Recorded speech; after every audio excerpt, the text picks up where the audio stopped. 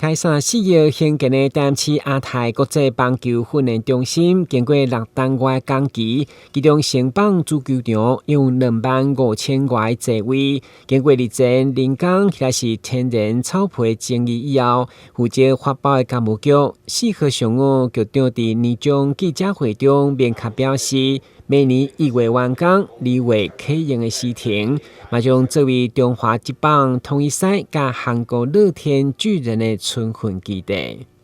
亚太棒球村大概预计在明年的1月，整个草皮铺设完了以后就会申报完工。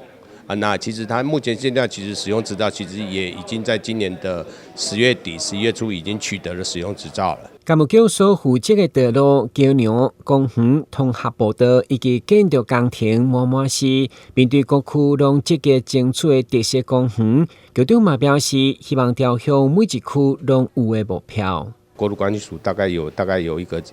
70%的一个补助，那所以说整个案子的比较小的公园的话，包括它修缮的部分，我有大概有350万，它是会由国土管理署来资助，另外的30%，也就是150万，由我们自己本身市政府来做一个支应。那